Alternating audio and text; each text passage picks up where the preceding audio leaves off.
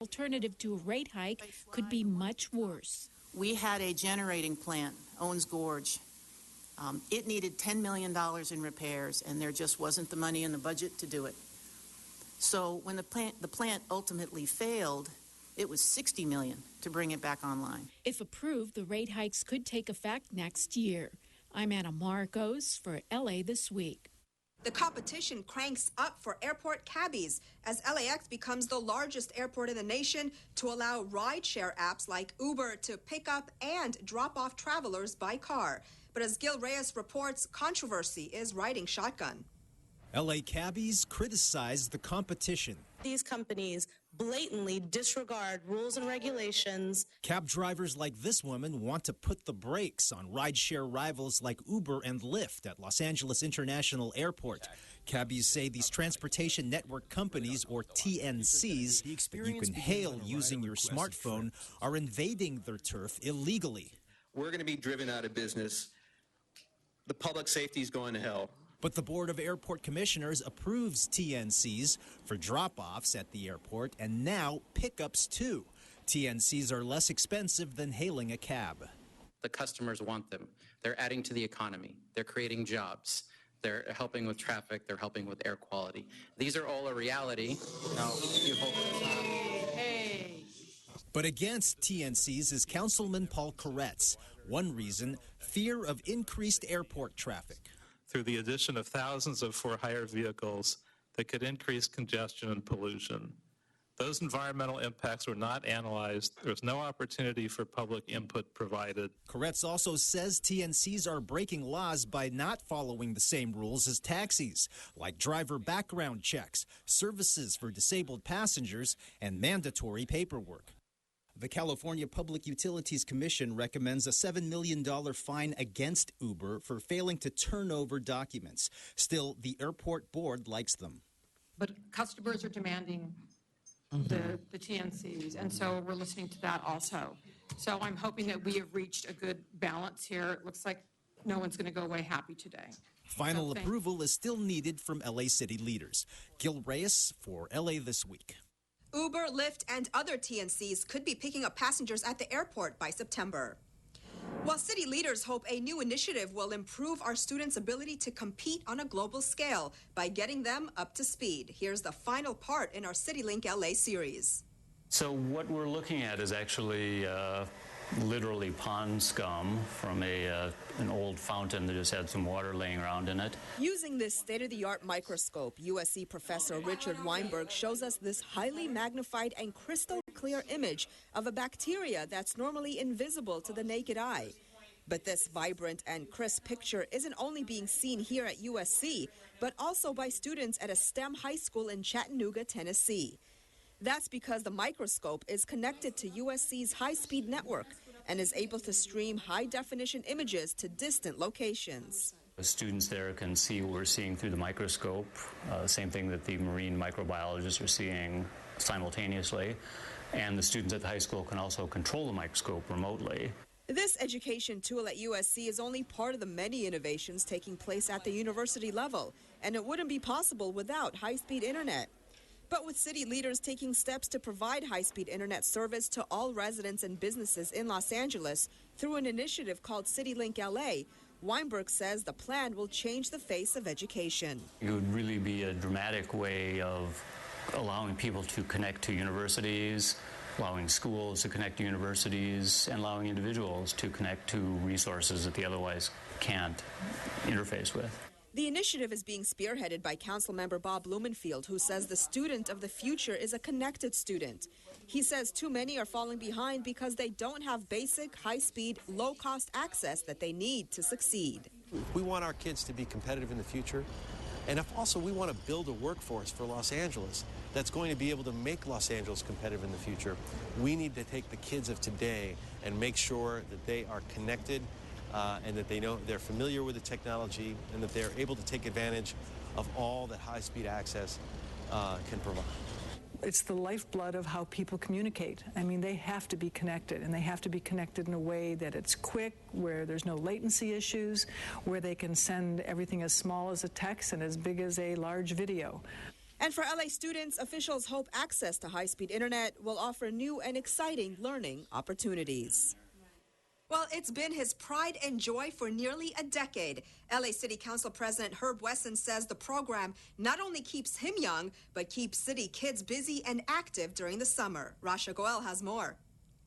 Juanita Solares is a first-time attendee of Camp Wesson, but she says it won't be her last. I heard about this, and they're saying it was really fun.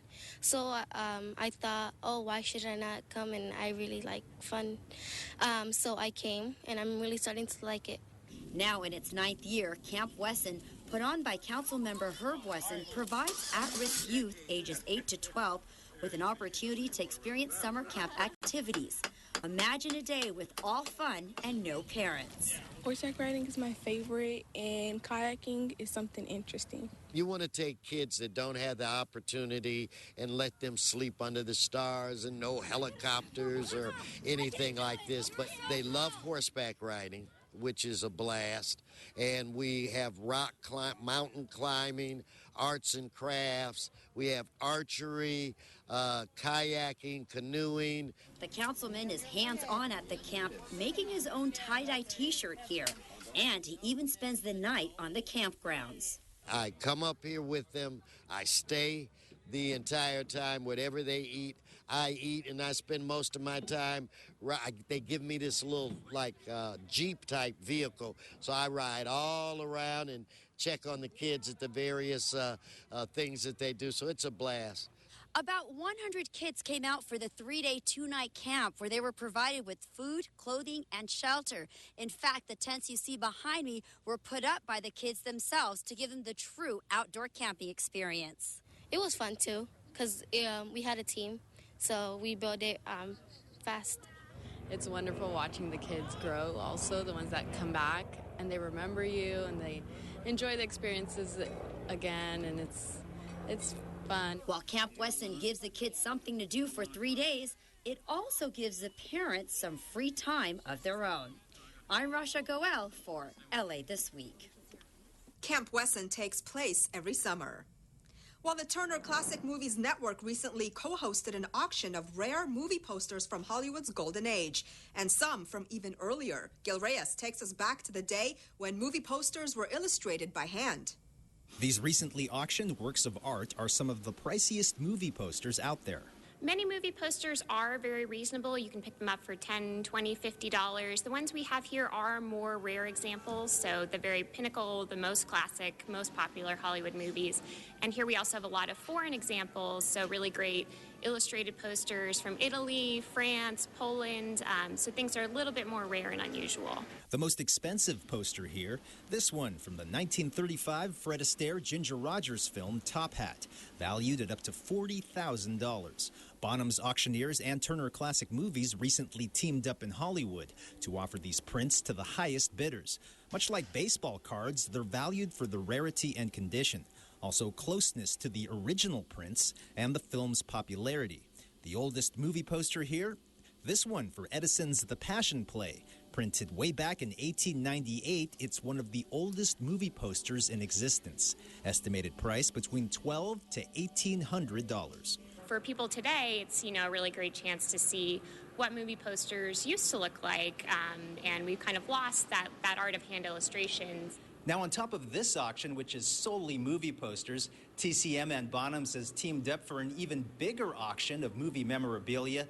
2 of those auctions held so far over $16 million raised. The next one to take place in November. In Hollywood, Gil Reyes for LA This Week. November's auction will take place in New York, but Angelinos can participate online or by phone.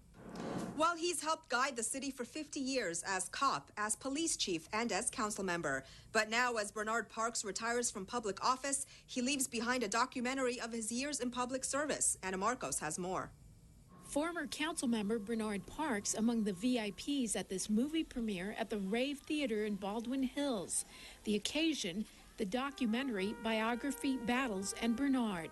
A look back at Parks and his 50 years in public office, a project produced by his own son and Chief of Staff, Bernie Parks, Jr. Feels good. It's a good way to end 50 years for him and 12 years for me. And now we're going to go in and watch a movie, have a little popcorn and things like that, and just enjoy ourselves and be with some people that we grew up in the city with. The 2-hour documentary paints a picture of Parks as a man caught in the crosshairs of critical moments in LA history over the last 5 decades. Parks experienced the Watts riots as a new LAPD officer in 1965, the Rodney King beating and riots in 1991. As police chief, he saw his own granddaughter gunned down on the streets of L.A., killed by a stray bullet. He became captain during a time of racism in the LAPD. Captains got cars, but black captains got cars with the N-word written all over them. A black lieutenant came in and somebody put a watermelon on his desk. They would put tarantulas in your locker. Parks finally made police chief in 1997, only to inherit the Rampart scandal, which brought to light corruption in the LAPD. Parks fired corrupt officers and set about reforming the LAPD, but tried to resist outside intervention in the form of the federal consent decree. Critics felt his reforms weren't coming fast enough. The officer terminations and his reported iron fist did not make him popular, and Mayor Jim Hahn refused to renew his term as police chief. Park then ran for council member and won by a landslide. In the last 12 years, he has dedicated himself to promoting economic development in his South LA district, another big issue, balancing the city's budget. The budget crisis that we've been in is going to cause people to take a fresh look. I don't think we can keep doing what we've been doing. Parks, a husband, father, and grandfather, is now about to embark on a new chapter in his life as he is termed out of office. Did you like the story? Yes. Okay. I like your story too. You like the story too? He is out of the public spotlight for now, but we get a feeling he's not done yet. I'm Anna Marcos for LA This Week. Parks' handsome looks, by the way, didn't go unnoticed. He was named one of the 50 most beautiful people in People magazine in 1998. And as the Special Olympics torch made its way through the different neighborhoods of Los Angeles, Angelenos captured it all on social media. That's the focus on This Week in Tweets. The LA Dodgers posted and Special Olympics CA retweeted a video of the torch being lit at Dodger Stadium, tweeting, "The passing of the torch at Special Olympics." The Los Angeles Fire Department South Bureau posted a few photos of a fire truck escorting the athletes through the city. They tweeted, "LAFD South welcomes the Special Olympic athletes and torch to LA. What an honor to be part of this amazing event." And LA Airport Police tweeted a photo of delegates from Nambia, tweeting, "A very special time for officers to share diversity and acceptance in true Special Olympic style." And that's a look at This Week in Tweets. While the LA River is one step closer to a major makeover, LA City Council's newest member targets a homeless encampment in South LA and honoring first responders. All these stories in City Beat. A plan to restore the Los Angeles River was unanimously approved by the Civil Works Review Board of the U.S. Army Corps of Engineers in Washington, D.C., following Mayor Eric Garcetti's visit to the nation's capital. The move will allow federal engineers to request funding from Congress for the project. The $1.3 billion plan will restore natural elements along an 11-mile stretch of the river. Improvements will include widening the river in key areas, restructuring channel banks to support vegetation, creating side channels and off-channel march, and removing invasive vegetation. Recreation features will include trails, vista points, educational amenities, and pedestrian bridges. I'm confident that we can write a new chapter that is as bold and as brave as the one from the 1930s, but even richer. A homeless encampment was removed from a vacant city lot in South Los Angeles at the request of one of the city council's newest members. Councilman Marquise Harris Dawson called for the cleanup of the Transportation Department lot at 86th and Broadway on July 1st, the day he was sworn into the Los Angeles City Council. Harris Dawson's first motion upon entering office asked that city staff take immediate steps to address a homeless encampment that has just sprung up at the city lot. The request was made in response to calls from activists who held a protest a day earlier, saying the vacant lot has attracted trash dumping and a homeless encampment. A councilman aide said the gates to the lot have been secured to prevent individuals from further entering, but personal items from the encampment still lie on the streets. City Councilman Bob Blumenfield, the LAPD, LAFD, and CHP gathered at the Boys and Girls Club of the West Valley in Canoga Park to unveil a 6-foot-tall blue Dalmatian sculpture. It's about honoring, one thing it's great for the kids, but it's about honoring our public safety officials and our first responders and getting kids to connect with that. The sculpture, called Our Hero, was donated by the Hero in You Foundation, which is dedicated to honoring first responders and inspiring kids to want to be heroes in their own lives. A lot of us grew up wanting to be firefighters, and this is a great connection between both. A new vibrant art exhibit arrives in Palos Verdes, a major milestone for a city dance company, and a golden goodbye to the Special Olympics. All these in this week's Things to Do.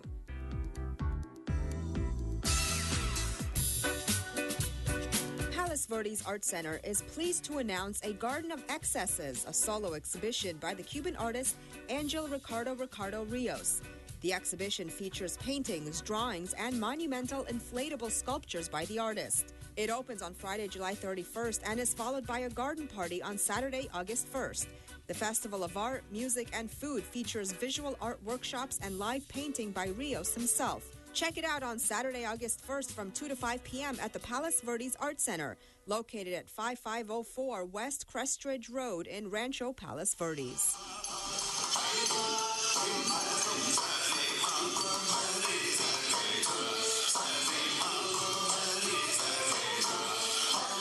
This year marks the 30th anniversary of the Rangoli Foundation for Art and Culture. In celebration of this landmark occasion, join Rangoli Dance Company for the acclaimed work from RDC Repertory, Sacred Geometry. Sacred Geometry is a favorite of audiences and company dancers, using geometric figures and shapes to describe the beauty of creation.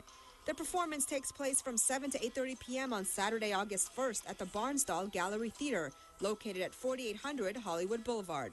For more, visit rangoli.org.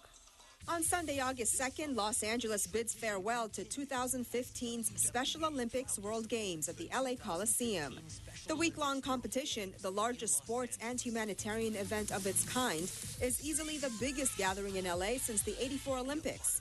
More than 7,000 children and adults with intellectual disabilities compete in 25 sports at venues everywhere, from Long Beach to Encino.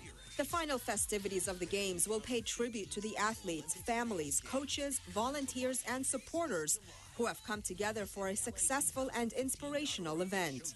World-class entertainers and celebrities will headline the celebration. The Coliseum is located at 3911 South Figueroa Street. For more details and for tickets, visit la2015.org. And that's a look at some things to do. Well, that's going to do it for this edition. I'm Yana Kay, and from all of us here at LA This Week, thanks for joining us. A reminder that you can catch us online at lacityview.org. You can also follow and like us on Facebook. We'll see you back here next week for more of LA This Week.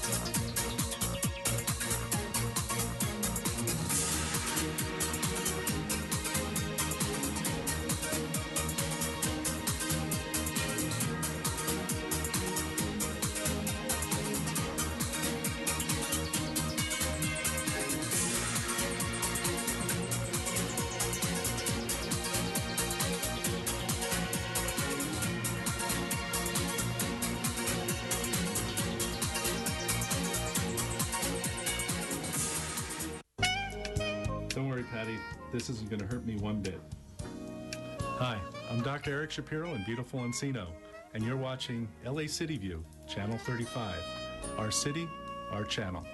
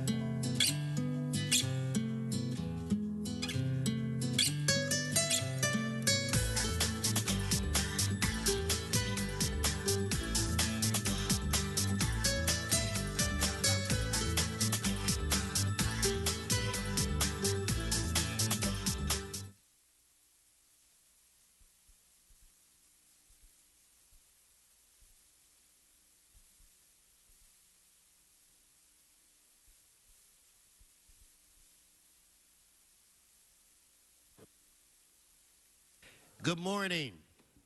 Good morning. Today is Wednesday. Shh. Shh. Today is Wednesday, July 29th. Want to welcome each and every one of you to your Los Angeles City Council meeting. This council meets every Tuesday, Wednesday, and Friday at 10 a.m. All are welcome. Mr. Clerk, we do have a quorum, I believe. Could you please call the roll? Blumenfield, Bonham, Buscaino, Sodillo, Ingrid Fuentes, Harris, Dawson, Weezer, Koretz, Krikorian, Martinez, O'Farrell, Price, Rue, Wesson. 11 members present and a quorum, Mr. President. Okay, first order of business. Approval of the minutes. Mr. Rue moves, Martinez seconds. Next. Commendatory resolutions for approval. Harris Darson moves, Blumenfield seconds. That brings us where? Mr. President, there is a request from the department to continue items 1F, 1H, and 1I to August 12 for further consultation with property owners, and to receive and file item 1A inasmuch as the lien has been paid in full. Additionally, there's been a request to receive and file item 29 as well, sir. Okay, so without objection, that will be the order. That brings us where? Mr. President, that brings us to items 1 through 21. They're items noticed for public hearing. Okay, cards. Do we have cards from the public? Yes, sir. We have cards on items 1, 3, 4, 7, and 11. Okay, let's hold those items. Members, any specials? I do not see any. Let's prepare to vote. Madam Clerk, open the roll. And pardon me, sir, Yes, before sorry doing about so, I'm sorry. There's a recommendation from the Office of Finance to receive and file item 2A inasmuch as the taxpayer has entered into an installment agreement. Okay, so without objection, that'll be the order. Very good. So now let's continue with the vote. Madam Clerk, open the roll. Close the roll. Tabulate the vote. 11 ayes. Okay. And, Mr. President, those ords will go over 1 week unless reconsidered. No, we can do that. How many ords did we have? Let's go finish. Oh, Mr. President, I'm told Mr. Fuentes had entered the... So it's done. He did. I saw him with my own eyes. I'm a witness. So for the record, the vote was 12 ayes. Okay, that takes us where?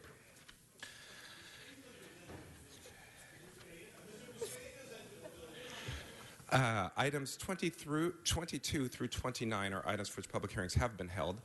Items 23 and 24 are in regards to the proposed establishment of the Gateway to LA and the South Park 2 business improvement districts. The Office of the City Clerk reports that the weighted value of the supporting ballots cast exceeds the weighted value of the opposing ballots, and therefore majority protests are not found to exist. Accordingly, the proposed establishments may be authorized. Further, a Planning and Land Use Management Committee report for item 25 has been circulated and is now before Council for consideration. All righty. Specials members. Mr. Price, 22, and that's the same with you, Mr. O'Farrell. Specials, Mr. Bonin, 28 for Mr. Bonin. Okay, let's proceed. Let's, Madam Clerk, why don't we vote on the remaining items? Let's open the roll. Let's close it, and let's tabulate the vote. 12 ayes. Yes, Mr. Bonin. Item 23 forthwith per Mr. Bonin. Mr. Koretz. Item 24 forthwith on behalf of Mr. Weezer. Item 24 forthwith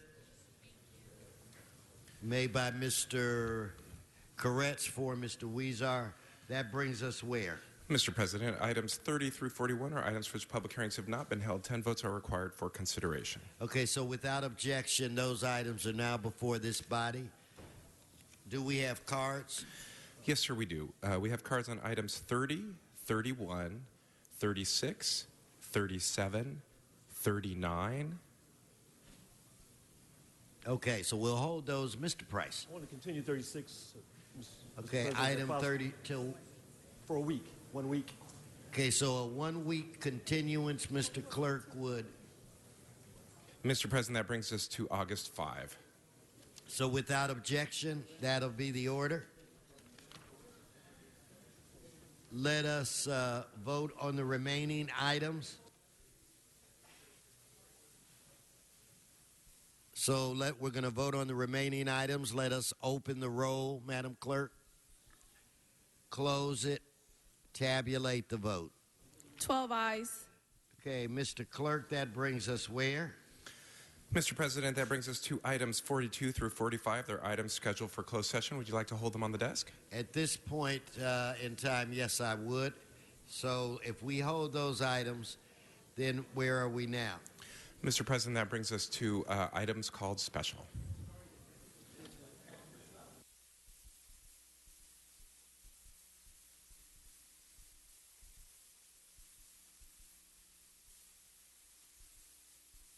Okay, let's start with item 30. Sean Murphy, we're on item 30.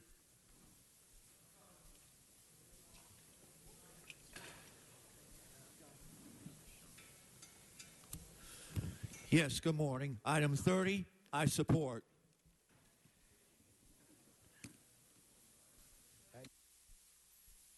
Thank you. Let's prepare to vote on that item. Madam Clerk, if you'd open the roll, close the roll, tabulate the vote. 12 ayes. Well, now, Mr. Murphy, come on back. We're going to now do item 7, which was one of your requests as well. Item 7, I support. I wish the athletes were here. Thank you. Thank you. Let us open the roll, close the roll, tabulate the vote. 12 ayes. We're going to do number 11 now, Mr. Murphy. Item 11.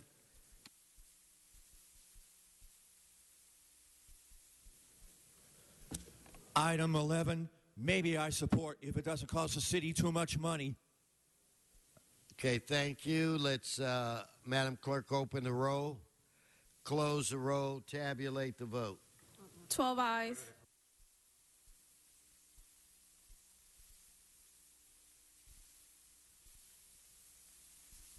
We're going to move to item 4. Margarita from Southern California, Edison. I don't want to butcher your last name, so I'm going to let you. Good morning. Margarita Javandian here on behalf of SoCal Edison. Welcome. Thank you. Your Honor, excuse me, I'm so used to being in court and saying Your Honor. We are here to... I've been called worse. We are here to object to item number 4 with regards to parcel number APN 3266-006-801. SoCal Edison is the fee owner, and we believe that particular parcel has already been dedicated to public use. So whether or not the two uses would be compatible has not yet been established. Thank you. Thank you. Mr. Fuentes. President, we will have a person from the Department of Water and Power here if anybody has any questions. But this council action today, colleagues, would authorize the department to acquire by eminent domain 46 properties necessary for the Barron Ridge Renewables Transmission Project. This project is very important to our RPS goals in that it would also have construction of a new high voltage transmission line from the Barron Ridge switching station north of Mojave to the Rinaldi substation in beautiful Sylmar, California, Mr. President, and from the Barron Ridge switching station to Rinaldi to the Castaic power plant. So we believe it's necessary. If folks would like to hold it on the desk to have questions asked from DWP, we're happy to do that. But if not, I would urge an aye vote. Well, it doesn't appear that I have anyone else in the queue, Mr. Fuentes, so I think we should proceed. So with that said, Madam Clerk, if you'd open the roll, close the roll, tabulate the vote. 12 ayes. Okay, item 31, Mr. Walsh. And if I could get Ms. Martinez.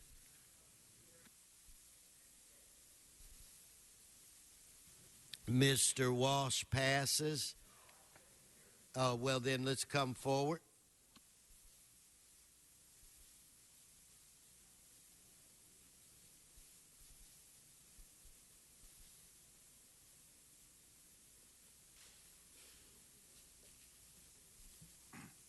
John Walsh, blogging at HollywoodHighlands.org and at J. Walsh Confidential and at Hollywood Dems. This is agenda item 31, which this concerns street lighting again. Your street lighting has improved incredibly over what it was when Bradley was. There are a lot of good things about Bradley, but not the way the streets are lit. I would encourage everybody who is black or brown to come and see the way they light our streets, okay, when you have this color scheme. Then go take a look at the way they light your neighborhoods. I mean, I worked in South Central for 25 years. I had to get out of there before it was dark. You need a match to walk around the streets of South LA. But that's because the city is racist. And also they make the people on the street in some areas actually pay for the lighting. Remember, if you're white, that's all right. If you're brown, you can stick around. But if you're black, stay back, stay back, stay back. All white jury. Thank you, Mr. Walsh. There are no more cards on item 31. Mr. Clerk, open the roll. Close the roll. Tabulate the vote. 13 ayes. Item passes. Next item, item 37. Mr. Walsh.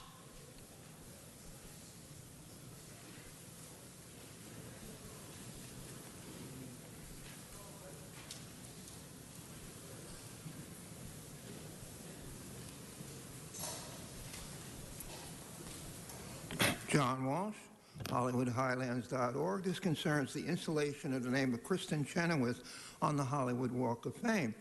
Great. It's right there near Hollywood and Vine. They had the ceremony just recently. But we want to point out to Ms. Chenoweth and everybody else who's still alive with a star on the boulevard, the stars are in terrible condition. They're filthy, they're broken, they're pockmarked. Come to my website or go to @HollywoodDems and see what's happening on Hollywood Boulevard. And the Chamber of Commerce is pocketing the money that should be spent maintaining Kristen Chenoweth's star. They're spending it on gigantic salaries on their nonprofit. And I will say, when Bradley was mayor, you could eat off this Walk of Fame. The first time I walked on the Walk of Fame was 1966, before most of you were born. And you could eat off the Hollywood Walk of Fame. It is a disgrace now. Everybody, Miss Kristen Chenoweth only sees her star when it's a virgin star. They cover it up in plastic, they open it up, and it's beautiful. But dog crap, filth, and people jackhammer and tear out letters from there's an enormous amount of vandalism on Hollywood Walk of Fame. And Los Angeles, LA Times, they're only interested in issues concerning downtown. It's the Hollywood Walk of Shame. It's filthy. The proof is right on, and it's racist because they have very, very few minority stars up there, very few. HollywoodHighlands.org. Next speaker on item 37, Antonio Ramirez.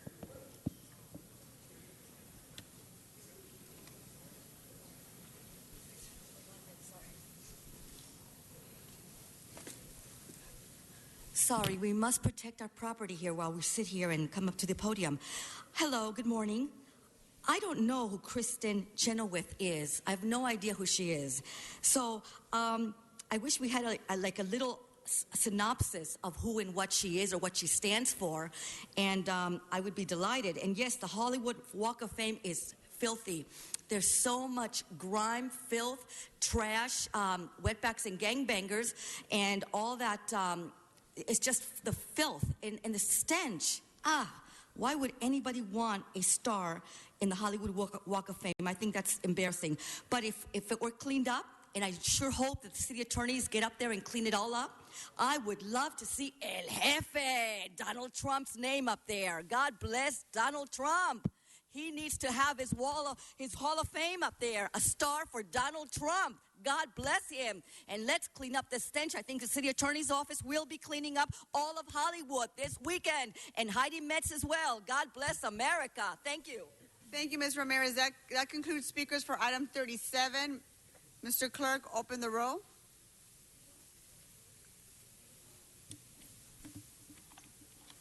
Close the roll. Tabulate the vote. 13 ayes. Item passes. Next item 39. Mr. Walsh, item 39, sir.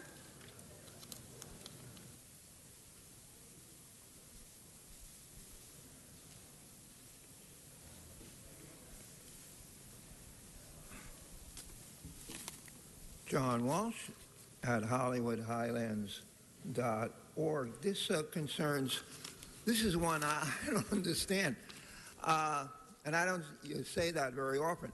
It prohibits skateboarding on Hermano Drive from Reseda Boulevard to its terminus in Tarzana. Why this one area? And I'll tell you why. I want all the black, brown, and yellow people to understand. Do not screw with white people's neighborhoods.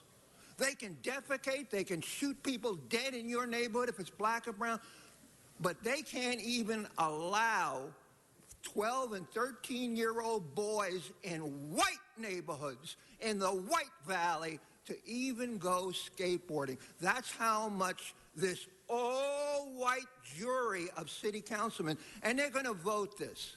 And what they would really like to vote, and someday they may very well do that, is to ban all black and brown people from any white neighborhood. And this is the beginning, because some of these skateboarders are minorities. They're trying to purify their neighborhood. HollywoodHighlands.org. That concludes speakers for item 39. Mr. Clerk, open the roll. Close the roll. Tabulate the vote. 13 ayes. Item passes. Next item 1, Mr. Walsh. Mr. Walsh's passes on item 1.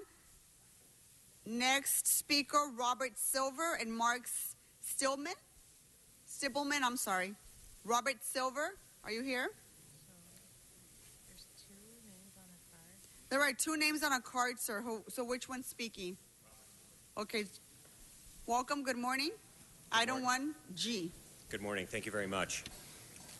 I'm here on behalf of my client, who's the representative is present here today for 6360 Van Nuys LLC, to object to the confirmation of the lien on the real property at 13234 North Herrick in Los Angeles, parcel number 2501022-035. My client has pulled all the permits to bring this property into compliance.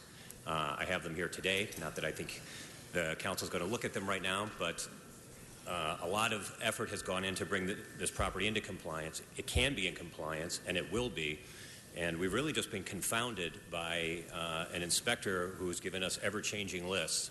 This is a big investment, and I think if we could continue this matter for 90 days and have an inspector assigned, that this property will be brought into compliance. And if it's not, then my client will happily, or maybe not happily, but will pay the lien, or pay the fine, and no lien will be necessary. Okay. Mr. Fuentes? Continue the item for 2 weeks. Thank you. We'll continue this item 1G for 2 weeks. When's that day, Mr. Clerk? Madam President, that brings us to August 12th. August 12th, sir. Without objection? Thank you very much. Item is continued.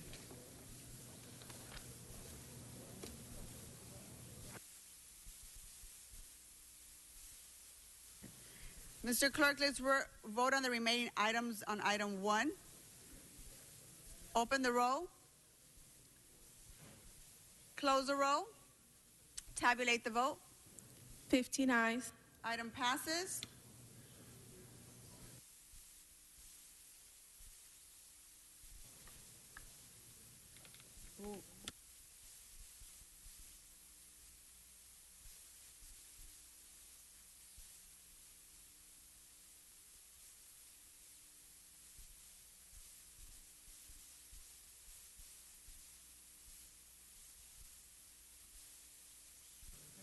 Okay, let's go to item 3.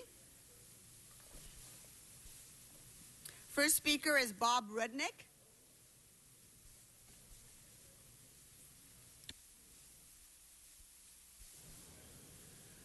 Good morning.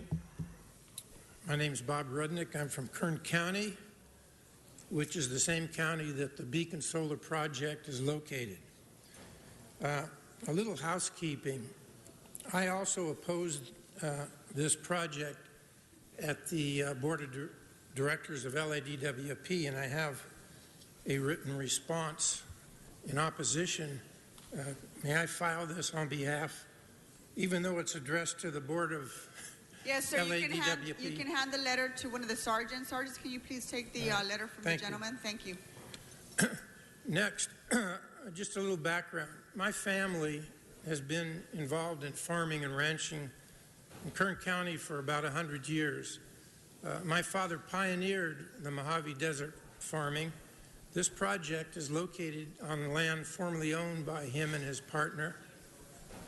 He also conveyed and transferred and sold some land to what is now California City.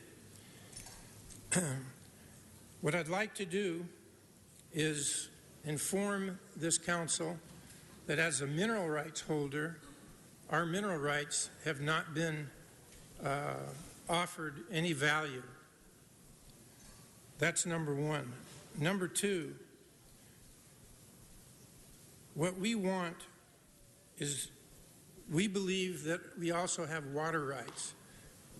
The Department of LADWP opposes that and says that we don't. As for the proof of ownership of the water rights, every mine in the world produces water as a necessary part of the production of the minerals and the right to pump. And use and dispose of the water is an inherent and undeniable right to the water as well, which is a recognized part of the mineral law of California since 1849. We intend to mine this land and take all of the water, pump it into the LADWP aqueduct under Section 1810 through 1814. Sir, I don't mean to cut you off, but your time is up. May I finish this sentence? Just one more sentence and then that's it, or else I'll also give everyone else the same amount of time. Under Section 1810, 1814 of the State Water Code, and deliver the water to Kern County water users. Sir, your time is up. Thank you very much. The next speaker is Robert Vest.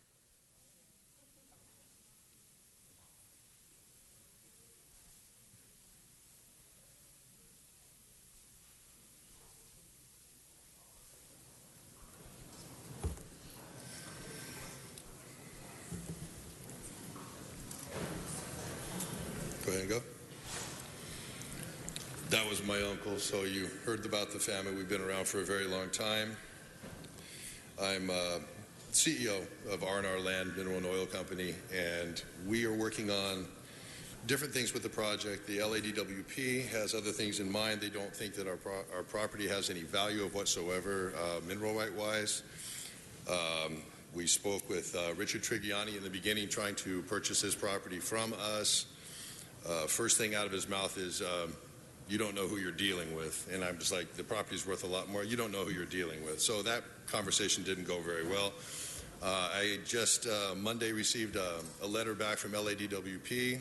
For some reason, it had my home address right at the top. I've never dealt with anybody having to give my home address to anybody. I don't know why my home address was on an email, but it's just basically showing that they know where I live. So at this point, we don't really feel like we have any say in anything in this. We're going in a completely different direction at this point. We're not selling our mineral right property. We're not interested in selling it in any way or shape or form.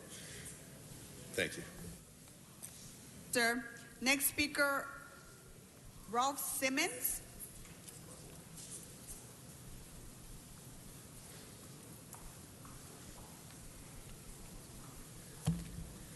Interesting forum for me, so thank you for allowing me a couple of minutes and allowing me to speak this morning. My name is Rolf Sammons. Our company, R&R Mineral, Bob Rudnick, Rob Woosty, I echo their exact same sentiments in the situation that we have here with LADWP. And my biggest challenge is that the comment, like, you don't know who you're dealing with, really? These are just regular people. Putting his actual physical address on the top of an email, We have spent the last 5 years trying to help this family out, and our commitment to this family is to help them optimize and maximize the property that they have. And that's our only goal. It's nothing, we have nothing in it other than trying to accomplish goals as we move forward. We know that California is in a drought situation. We know that hundreds of thousands of acres were lost. We know that thousands of people have been put out of work. We have an opportunity to put people back to work in the state of California. We have a method of doing it. We have a strategy of managing the water through an active management program to help put California back in a kind of a drought-stricken situation and stabilize the state again. And we are going to hold on to our water rights, and we're going to hold on to our minerals. All we want to do is reach a reasonable compromise with LADWP. And to this point, starting in December, the needle has not moved a bit. All we're trying to do is say, $100 an acre, could you give us a little bit of support here? That's all we're trying to accomplish. We're not asking for the moon. We're just asking for them to be reasonable. Thank you for your time, and thank you for allowing me to speak. Much appreciated. Thank you, sir. Next speaker, Mr. Walsh. Oh, Mr. Walsh, I'm sorry, you're out of time. That concludes our speaker, Mr. Fuentes. Madam President, colleagues, this particular parcel is already owned by the Department of Water and Power. The lenders that are financing the Beacon project, which would supply 250 megawatts of renewable generation for the city of Los Angeles, have said that they need us to clear the mineral rights now on the property that we own. There are approximately 33 parties involved with the mineral rights. We have attempted to reach settlement with some, haven't been successful in reaching others. Our estimation is that the value of those mineral rights is about $120,000 in total, and as a result, we're asking to move this item forward that would authorize the utility to acquire by eminent domain the mineral rights on LADWP-owned property. Urge and I vote. Thank you, Mr. Fuentes. Any other speakers? Seeing none. Mr. Clerk, open the roll. Close the roll.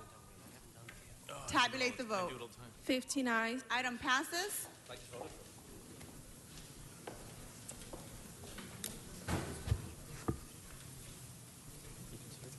Next item, item 20. Mr. Fuentes? Madam Chair, if we could reconsider item 1B, and if that were successful, I'd like to consider it 2 weeks from today. Let's open the roll to reconsider 1B. Close the roll. Tabulate the vote. 15 ayes. We will continue this And 2 weeks. yes, ma'am, that brings us to August 12. Very well. Let's move on to item 28. Mr. Bonin, are you ready? Madam President, is the CAO here? Anybody here from the CAO's office? I don't believe I see one. All right, well, colleagues, this is an issue. This is about increasing or levying fines and putting up signage in high-severity fire zones, which we have a huge problem with folks smoking in those areas and potentially causing fires in our mountains and our hillsides. This authorizes the installation of signs, but there's been no funding source identified. I just wanted to add an instruction to this for the CAO to report back on potential funding sources during the next FSR. Thank you, Mr. Bonin. Mr. Koretz? I just want to make sure that that doesn't slow down the installation of the signs, because I know at least in the 5th District, we've offered to take our money from our street furniture funds and fund all the appropriate signs in the 5th District. So if we can clarify that that instruction will not slow down those signs, Mr. Bonin agrees with that. So if we can... I don't know if you were intending to hold off on the rest of the signs that would go on pending that. No, okay. So just to clarify that this should not slow down the actual installation of the signs. It should just seek to identify the funding sources outside of the 5th District. That's fine with Mr. Bonin. So be it. There are no other speakers on the queue. Mr. Clerk, open the roll. Close the roll. Tabulate the vote. 15 ayes. Item passes. Mr. Clerk, let's move on to general public comment. Mr. Walsh.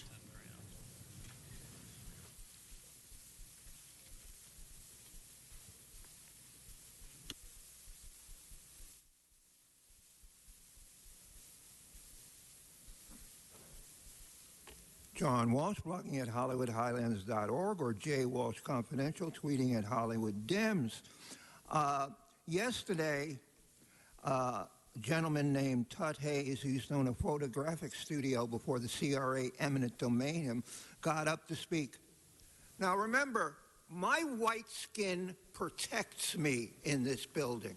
And if your skin's not white, you're in big trouble. Because Whitey Wesson gave the orders to the police to handcuff around his black wrists and to lead Tut Hayes out of here. He didn't do anything that I didn't do.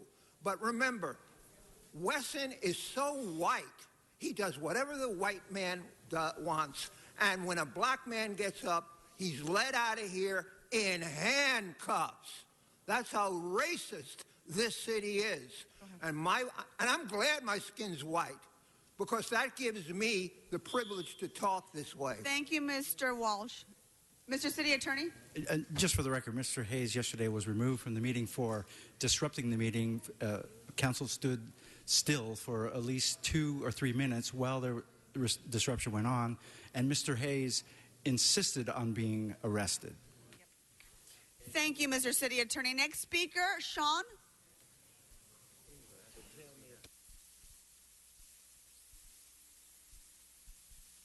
Yes, good morning, Madam President. I want to thank Mr. Rubin and his staff for hearing my testimonies yesterday. I hope we can work something out. I talked to him about the cracked sidewalks by Cathedral Chapel and jaywalking of St. Charles Borromeo. People are jaywalking. We want that to stop. I want it to stop. And I want to thank you again for hearing my testimony, Mr. Rue. That's it. Thank you, Sean. Nice seeing you this morning. Next speaker, Ms. Antonia Ramirez.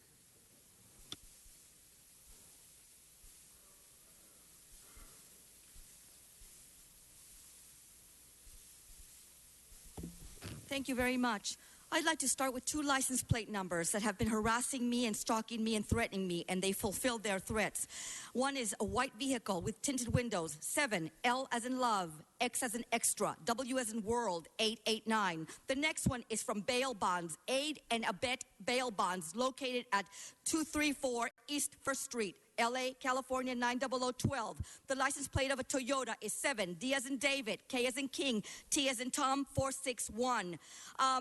Also, these wetbacks and gangbangers are poor because they've got bad karma. If they quit stealing and return everything they've stolen, quit harassing and breaking into people's homes, their karma will change. And again, please Google search retired ex-FBI agent Ted Gunderson on gang stalking in YouTube. And I've got blacks and Latinos harassing me, stalking me from Little Tokyo, Weller Court, all and everywhere I go. I wish Oprah would do a sitcom on gang stalking committed by African Americans and Latinos. Thank you, Ms. Ramirez. That concludes public comment. Mr. Clerk, I'm going to defer to Mr. Krikorian on our closed session items 42 through 45. Thank you, Madam President. Items 42 and 43 will need to be heard in closed session. Item 44 is a routine matter. Recommendation of Budget and Finance Committee is to approve the recommendations of the City Council. That can be dealt with in open session. And item 45 was not one of ours that came through plumb. Okay, then let's take item 44, Mr. Clerk.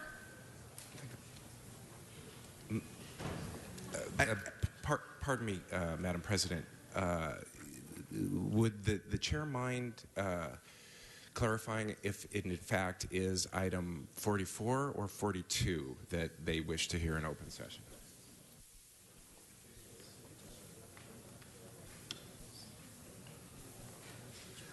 Matt? should be ask for clarification. 42 or 44? Mr. City Attorney? So 42 is a settlement routine, as you stated. 43 and 44 and 45 should all go into closed session. Okay. Sorry, I had my numbers mixed up, Madam President. No Thank problem. you, Mr. Clerk. So 42 can be dealt with in open session. 43 and 44 will need to be heard in closed session. And Madam President, for item 42, in the case entitled Miguel Mercado versus City of Los Angeles, there is a recommendation to expend $130,000 in settlement. There are no speakers on the queue. Open the roll. Close the roll. Tabulate the vote. 15 ayes. Item 42 passes. There was an order to this that I wasn't aware of. What's that? Mr. Clerk, we're going to go into closed session for items 43, 44, and 45. Sergeants, can you please prepare the room?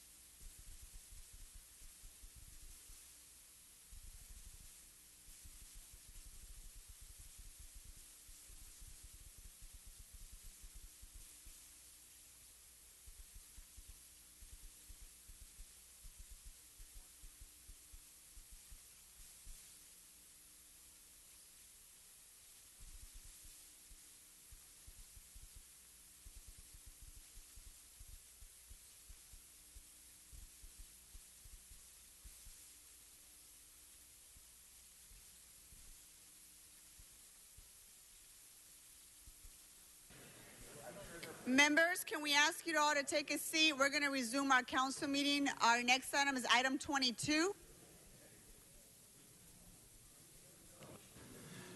Mr. O'Farrell, are you ready for item 22, sir? And pardon me, Councilmember, for clarification, substitute ordinance 22 has been circulated and is before council for consideration. And public comment has been satisfied on this item, Mr. O'Farrell? Okay. Very well, sir. Sergeants, can you please help me quiet the room down? Thank you. Mr. O'Farrell? Microphone is not on. Now it is. Okay, thank you. So the first thing we do is we need to remove the emergency clause that was part of the original introduction of the revision to Ordinance 6344, Section B. So we need to do that procedurally first. And then I'd like to invite Valerie Flores to the table with Kevin Regan and Captain Muskies from the LAPD. So procedurally, how do we look? Did I do that?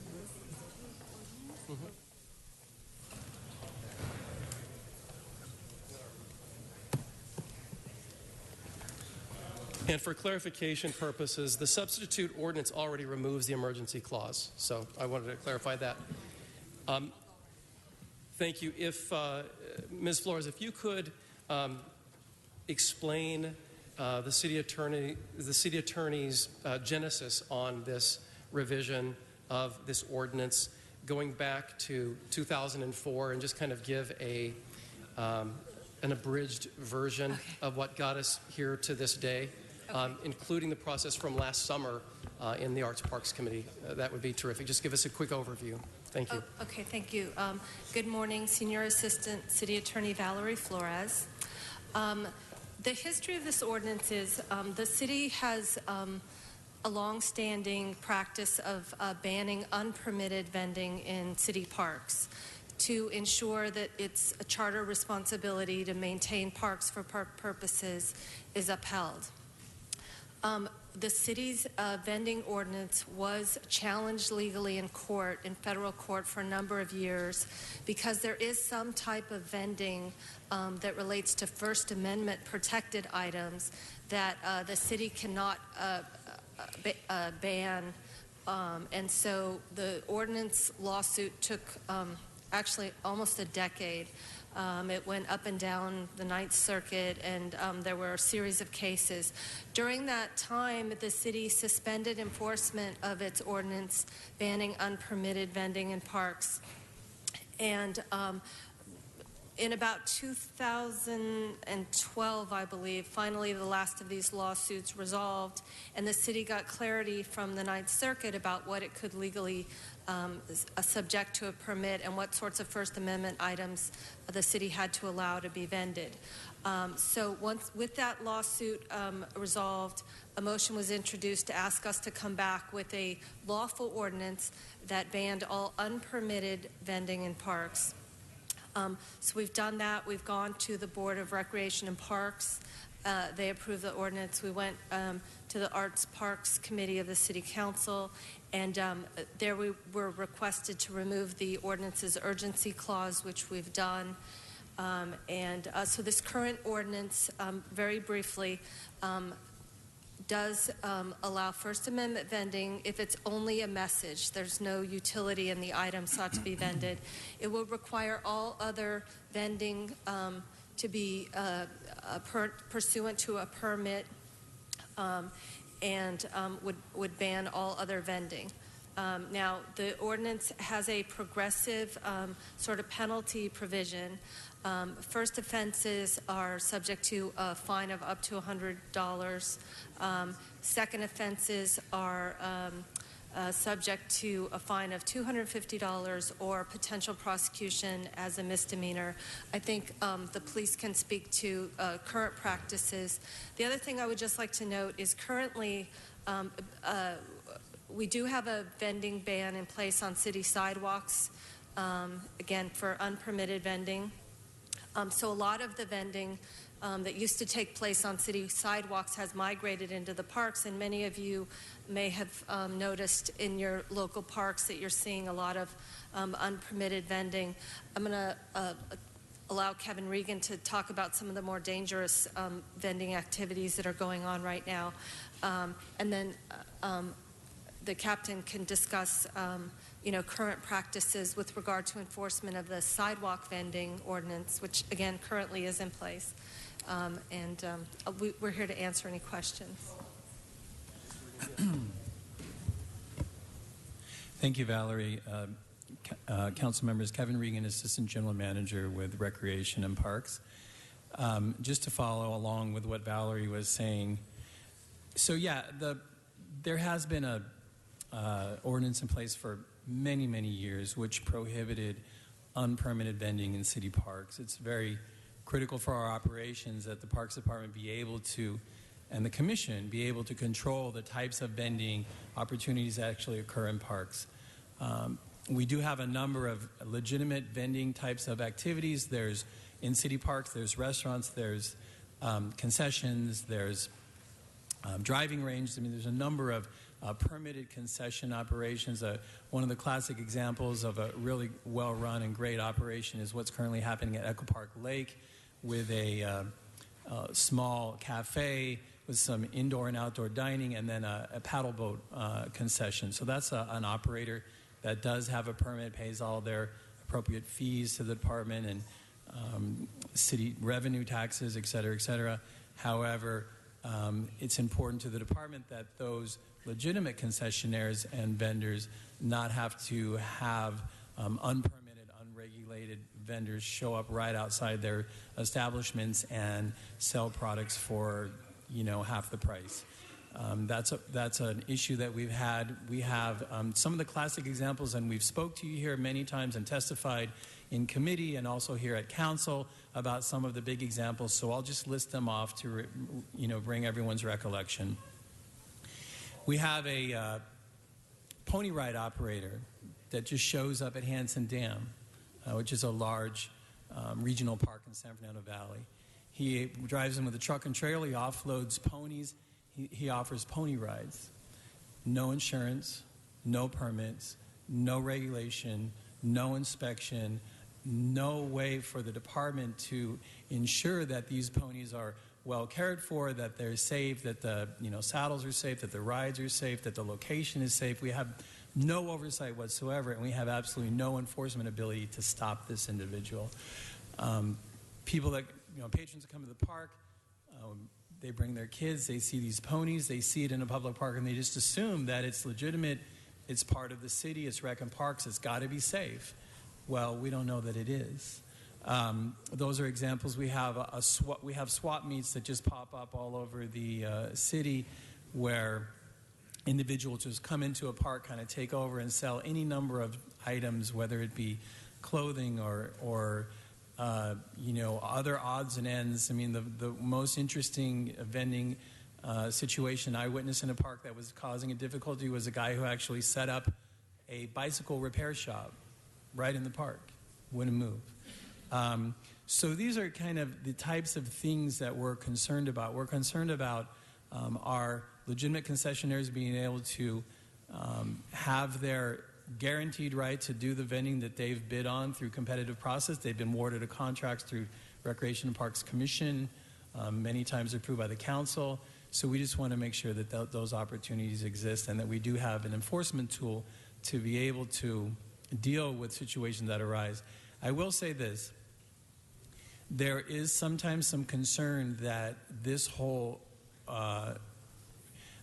ordinance is related directly to paleteros, to the small mom and pops that might be pushing a cart selling ice creams through the park.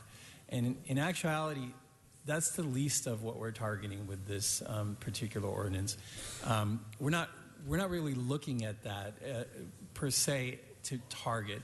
We're looking at these larger problems with vendors that are coming in and competing directly with legitimate businesses and or completely unregulated and uninsured vendors that are doing things that create a lot of liability and safety concerns, sometimes illegal concerns for the city. So I will say that this is really about that. It's not about the vendors. And just to reiterate, although we've testified once before, but we'll let you know, Recreation and Parks is working side by side with a CAO and with Public Works and Street Services on all of the sidewalk vending, ordinances, and I've attended all the community outreach meetings on behalf of Rec and Parks, and so we're working hand in hand with CAO to develop a procedure that eventually, should the city decide that there's going to be permitted vending on sidewalks, it would also, that same type of opportunity would be replicated in parks. Hi, Richard Muskis with LAPD. I'm a municipal captain with Security Services Division. On the enforcement piece, as the unregulated vending has been a continuous problem for Recreation and Parks and for LAPD for years. With this new ordinance, it's going to allow us to have the tool where we could continue with the officer discretion that we utilize today and we have over the years, where the officers could do the warnings, as Kevin was mentioning, with the mom and pop pushing a cart or something. Those things, as well as the first-time vendor violators, we could communicate with to give them the warnings. But we want to be able to continue having that officer discretion component. And then from there, working with the city attorney's office on progressive problem vendors that continue coming on that are unregulated, where we could use that enforcement piece that this ordinance is going to allow, so it doesn't further escalate and continue to be a magnified problem that it is now, especially with swamp meats. Those got extremely large and out of control, and causes a lot of resources to have to come in there to address them because they're so large. But again, with this ordinance, it allows that tool to be able to take the proper steps to address it. May I make one more point?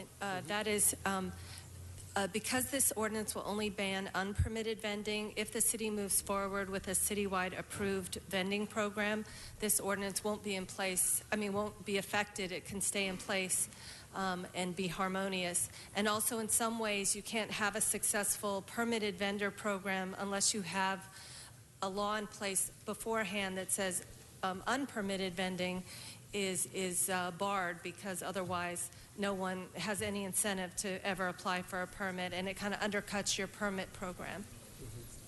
Thank you.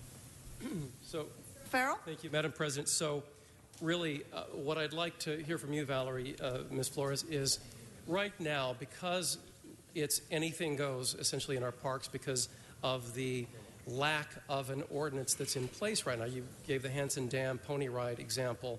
Is the city at risk with liability should an accident occur? Yes, I believe we would be a target of a lawsuit if someone is injured in an activity or from a product sold at a city park, because we currently have a suspended ordinance. So, there would be an argument, at least. Of course, we would try to defend, but that we were allowing the vending by suspending our prior ordinance and not reenacting a new ordinance. So the courts, knowing that we had a chance to enact a revised ordinance that the city feels is legally defensible, should we choose not to act, and then any number of incidents occur at any of our parks? I know our former colleague Bernard Parks had an off-leash pit bull training operation in one of his parks, and they couldn't do anything about it. And there was an incident, and there was an attack, and it was ugly and everything else. I would imagine, not being an attorney myself, that would leave us in considerable legal jeopardy if the courts realized that we had a chance to adopt an ordinance and chose not to instead. Again, I think... That's my editorializing, but that's my thinking. The city often is a target because we're perceived to have deep pockets. So even if we, at the end of the day, could successfully convince a court that we weren't liable, there is a chance we could be found liable, or even just the costs of defending such a lawsuit. But yes, we are likely to be dragged in if there's, a serious injury resulting from unpermitted vending.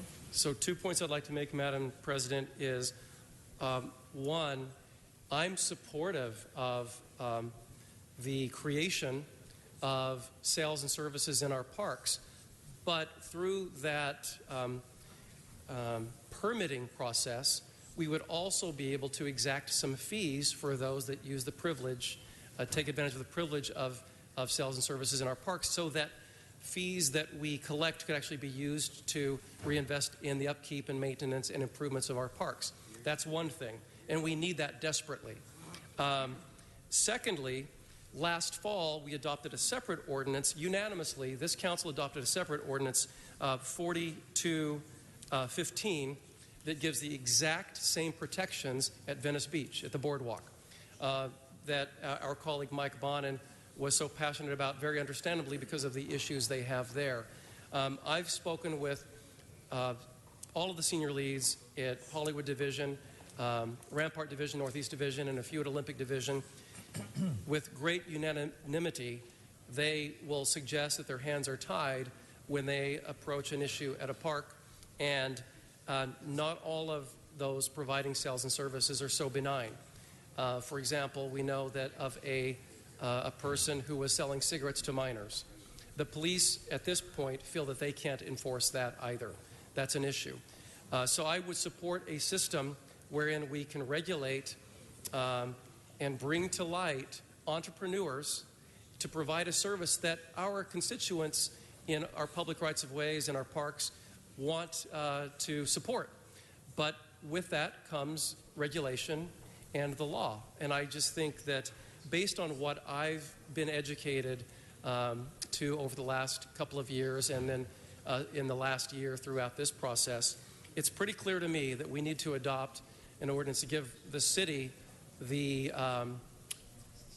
protection it needs, and give our public safety personnel the tools they need to make our parks safer and cleaner for our constituents, and at the same time move forward with the exploration of a vending ordinance for the city to enable our entrepreneurs to continue making a living. And so that's what I would like to suggest. I know we're going to have colleagues to add to the conversation. So thank you. Thank you. Mr. Weezer? Thank you. It was mentioned that we have to, anybody wishing to vend in our parks would apply for a permit. And that's, so we're telling people, you who want to put up a pony ride, you have to go apply for a permit. But you who wants to sell ice cream, we're going to use our discretion and you don't have to apply for a permit. So, Councilman, if I understand your question, let me try to answer what I understand your question to be. So, Recreation and Parks Department currently has the ability to issue permits for vending activities in parks. As a matter of fact, this ordinance actually states that what becomes illegal is vending in parks without already having either a concession agreement or a permit or a contractual relationship with the department. The Board of Recreation and Parks Commissioners has the authority to, through staff to issue those permits. And they have a pre-approved schedule of rates and fees for many of the standard permits. As an example, we have many people who like to come out to the park and run boot camp type of fitness training programs. Commission has established a rate and fee for that, and we can issue permits to people that want to run a boot camp business in the park. However, many folks decide they don't want to take out that permit and pay that expense, so they just come out and do it without a permit, with no insurance, with no accountability. Okay, so someone who's selling fruits and vegetables and they want to get a permit, right? Where do they go and how much does that cost? Okay, so what we're really talking about is, if we're talking about people that might come and set up a little stand and sell food or other items,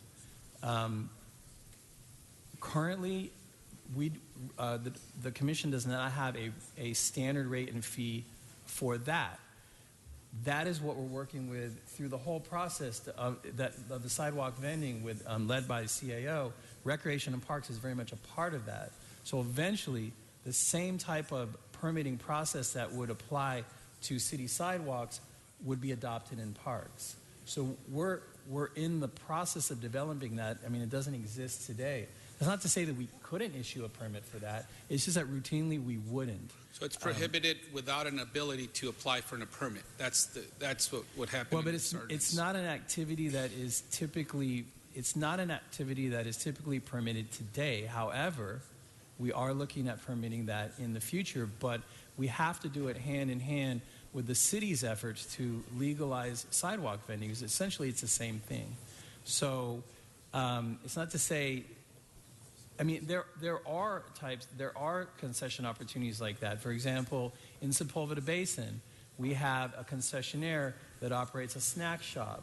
And as a part of that snack shop, they also have a contractual agreement with Recreation and Parks to be able to push carts throughout the entire basin and sell ice creams and all types of other food articles. But they do that through a competitive bid process, and they do that, meeting all of the health codes and regulations. So I think we're really talking about, to a certain extent, it's not really an apples and oranges comparison, but it is not exactly what we're talking about. This ordinance is meant to really target people who are conducting businesses in LA City parks without taking out the appropriate permits. And I might add that, as the council knows, the Department of Recreation and Parks is obligated to make up nearly 1/3 of its operating budget through self-generated revenue. We do much of that through cobbling together a number of fees that we charge for activities such as this. So I think it's important. Councilman, I know that may not be exactly what you asked, but that's the best I can do at this time. Valerie might be able to help. I'm not sure. Mr. Cedillo. Mr. Cedillo? Yes. You're on the queue to speak, sir. Okay.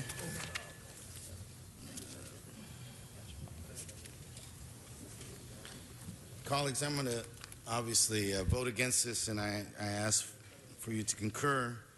My concerns remain the same. They're standard. They're uniform. This is a city of immigrants, and I have a concern for that. I think in another matter, we've asked you to come up with some adjustment to the misdemeanors so that they don't have the adverse impact on immigrants. I appreciate that you indicated that your target is not the people who are selling popsicles. And so I appreciate that. Members, we've had this discussion several times. The city is about to go forward and say that if you're caught selling popsicles in the park, you can be denied citizenship for the rest of your life. To me, that's simply a cost too high for the crime. It's just that fundamental. And so I cannot vote for this. I will ask you to join me in not voting for this. So then, how do we go forward? You have some very specific concerns that you've stated. Sharpen this proposal, right?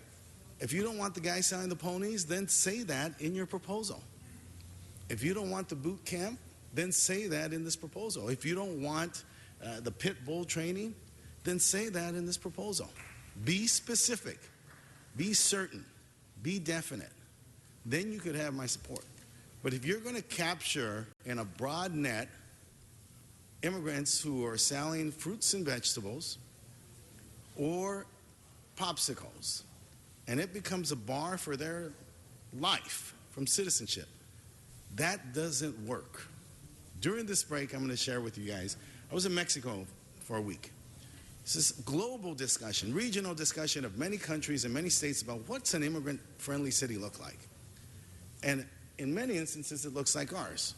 We have an Office of Immigrant Affairs. We have a mayor who promotes civic participation.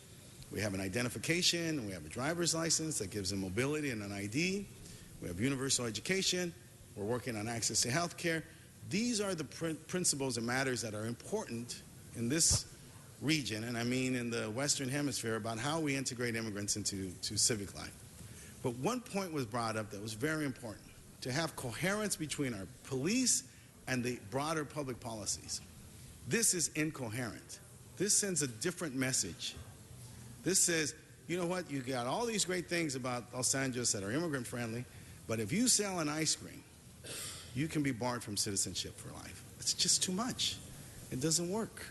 There's incoherence. We have a great police chief. We have Special Order 40, Special Order 7.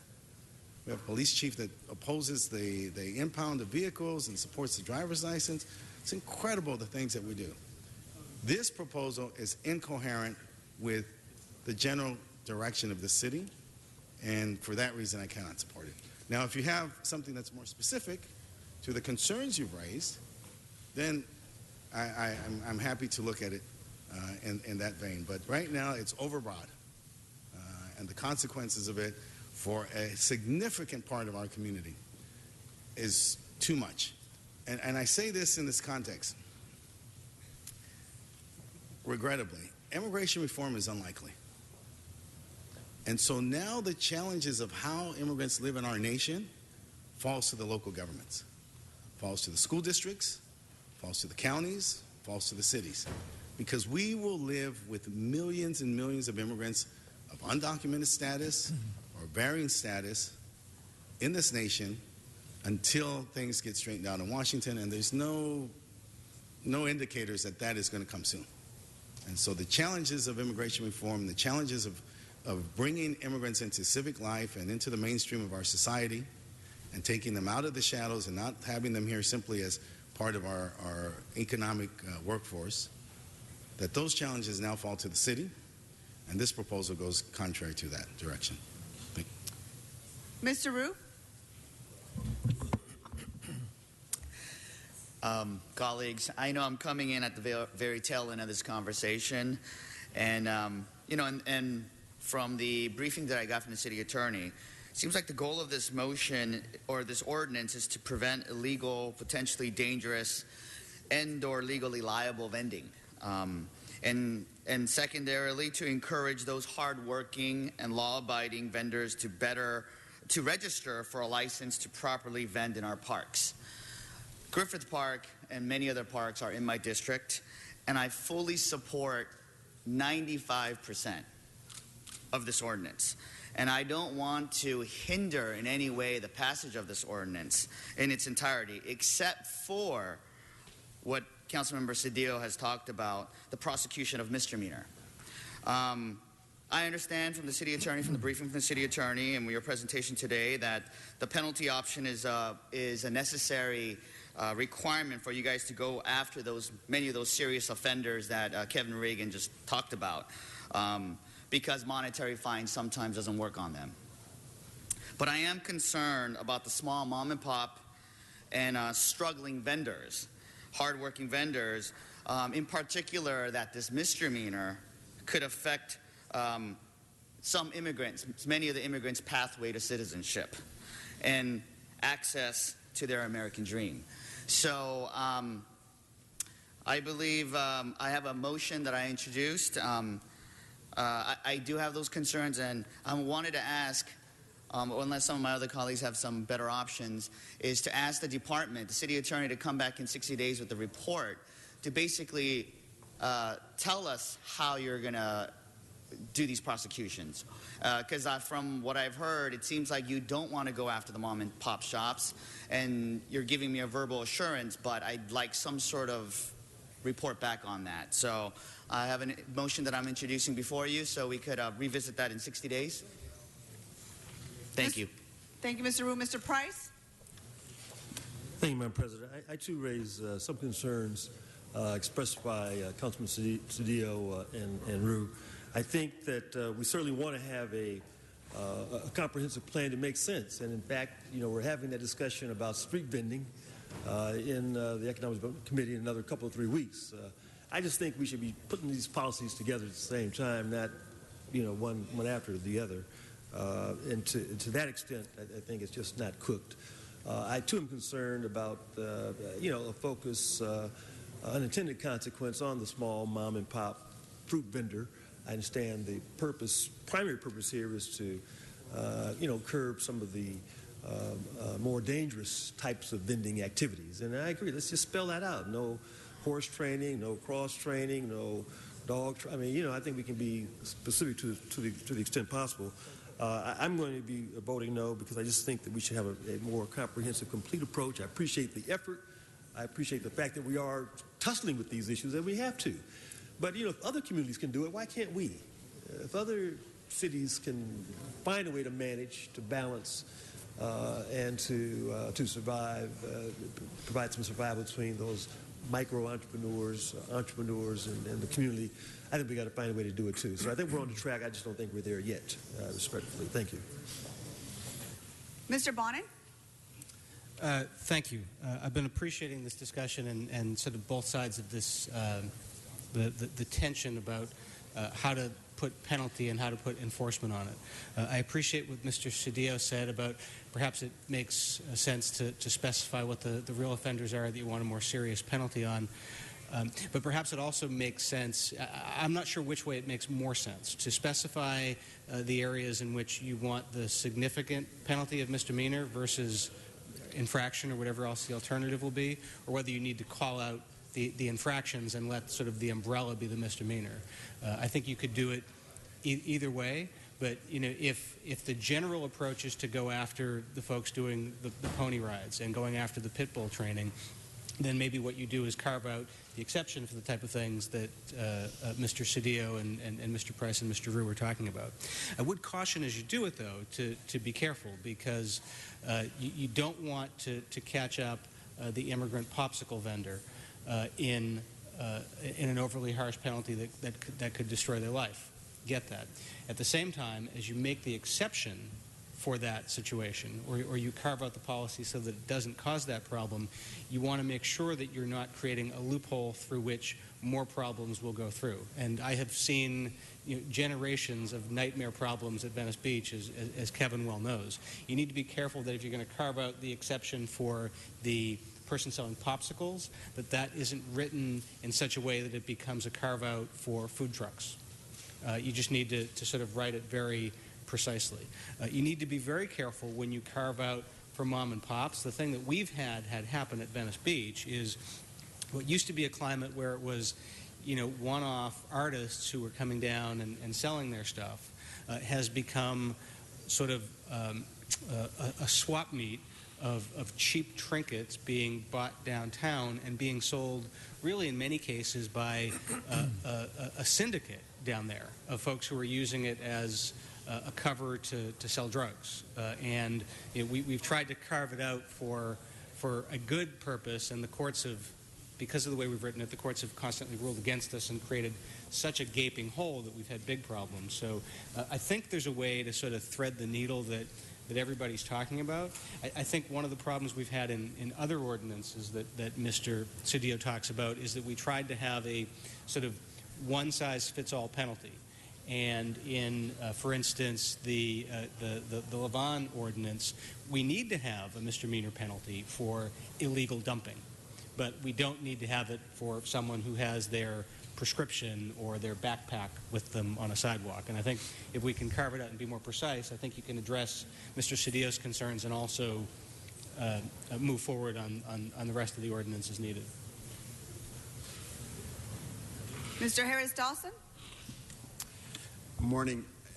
A couple of questions about this measure. I understand we're under some pressure to create a permitting system for sidewalks and parks and all the rest for vending.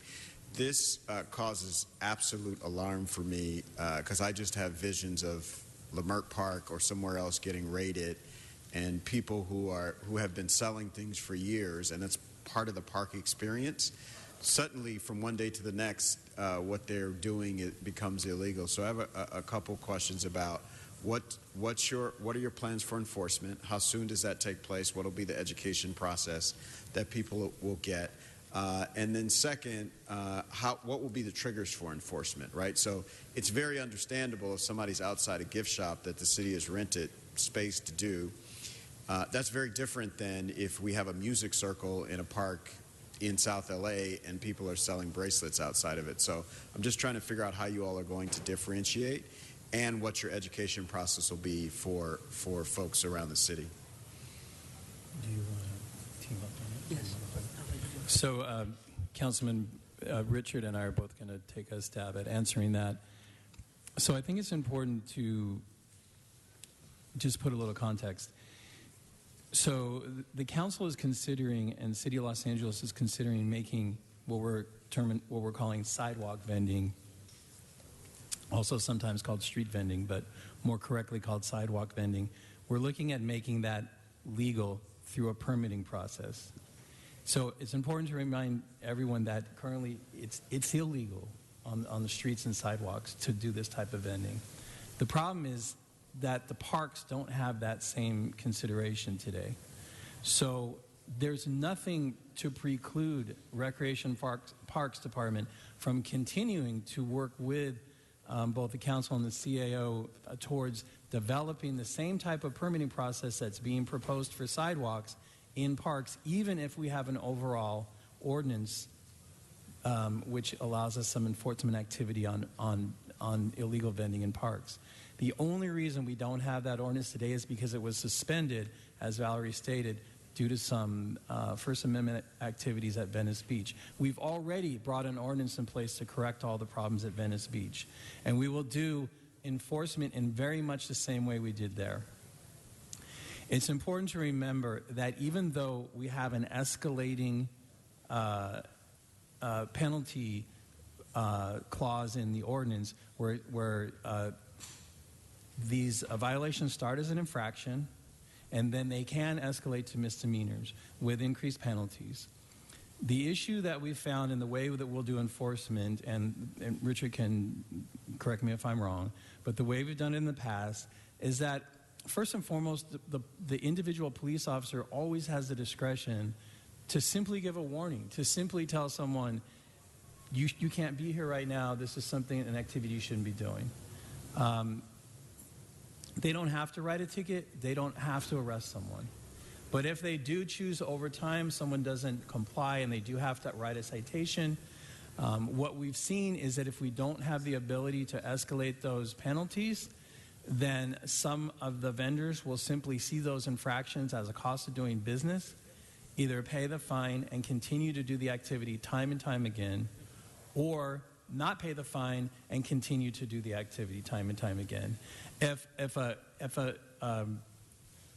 particular problematic vending situation, if the police do not have the ability to escalate their enforcement, then essentially the ordinance is unenforceable. And what that causes is a state of lawlessness in the park, which is what we have today. Both LAPD and Rec and Parks have talked about doing a lot of outreach in terms of letting people know through warnings and through other methodologies, both by the officers and by Rec and Parks, that this ordinance is in place. And it's really not going to be like these whole, police have a lot more to do than swoop in and try to pick up a bunch of people that are selling ice creams or bracelets. We really just need an enforcement tool that in actuality, many of your constituents are demanding us to do today, and we have no ability to do it. Thank you, Mr. Mark. I wanted to hear from... Are you waiting for Yeah. Ms. Flores to answer? Hi. The other component, Kevin covered most of that response there for the question, but we would definitely work on our awareness to the public out there before we start taking immediate enforcement. And as we've done in the past with other similar regulations that were passed, we do a lot through our senior lead officers throughout the departments there, the divisions, going out with them to reach out to those vendors or the activities going on there that's from those vendors to address it and bring them aware of it. So it's not something that we pass today and we're enforcing tomorrow. But we would develop something. We don't have that in place because we're still waiting to see where this is going to go. But once that moves forward, we will. And then let's just say that the police actually write a citation or make an arrest eventually. Another level of discretion is the city attorney then, the prosecutor then has the ability to determine how they file the case. They may, even though maybe a misdemeanor arrest or a violation has occurred, the city attorney may not prosecute it at that level. So they have the ability to look at the history of the individual, to look at the merits of the case, and then file it accordingly. So there's many areas of discretion, all the way from the law enforcement officers to the prosecutors.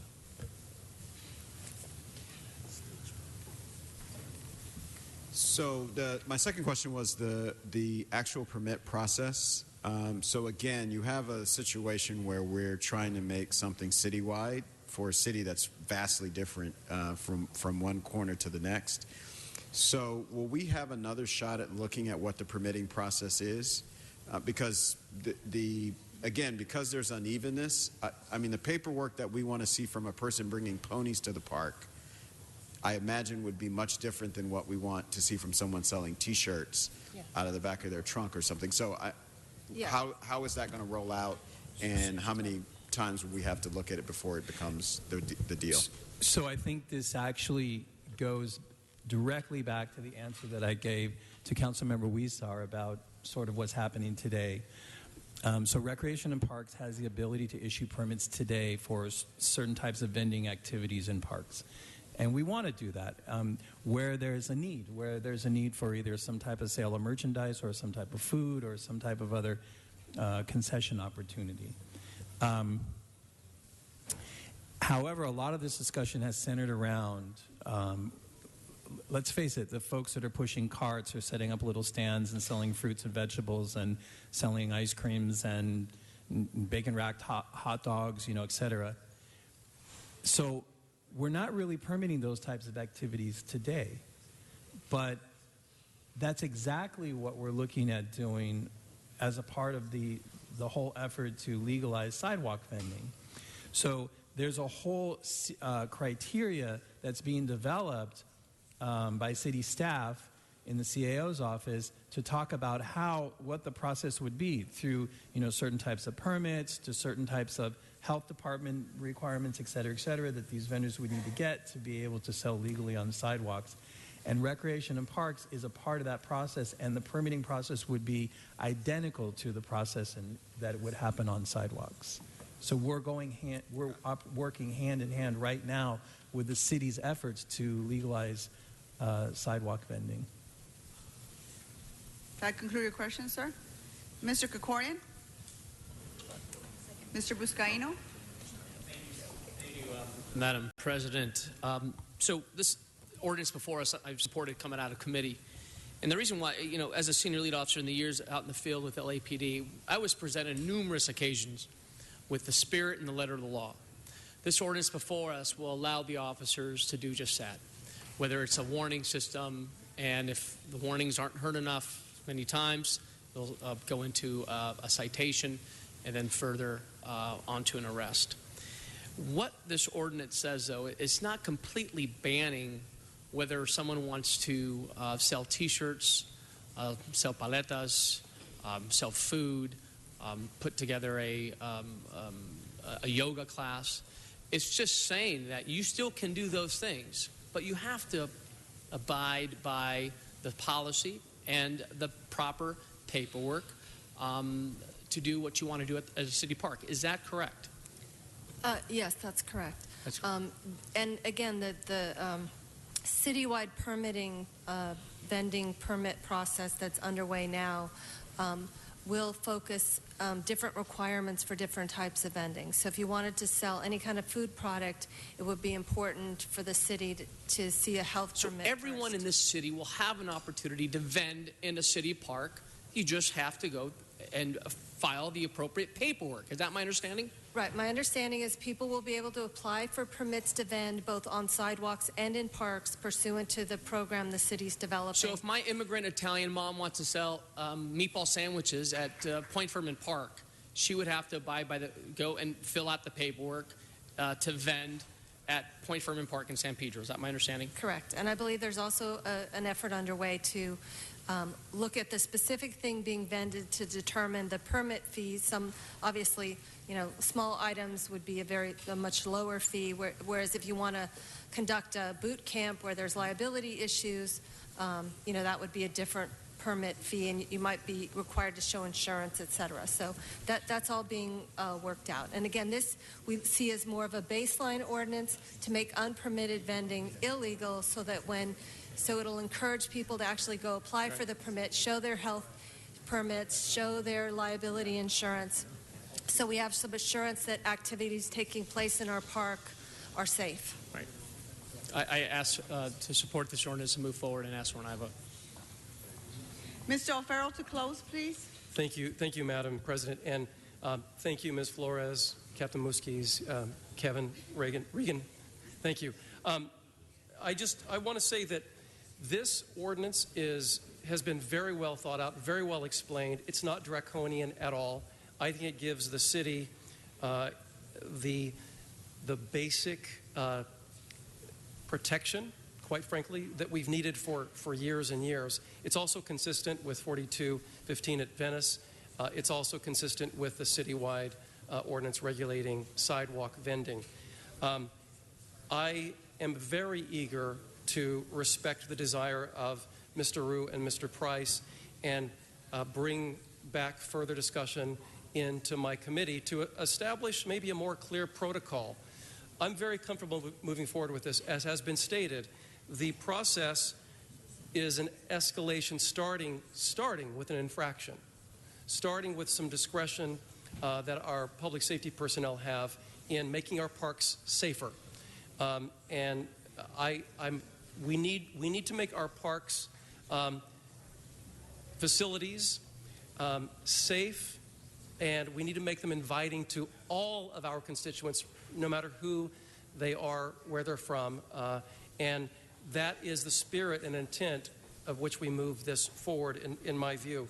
So I'm very interested in fine-tuning a protocol when it comes back to my committee and moving forward on that. I think this has been a great discussion, not just today, but in the past 12-plus months.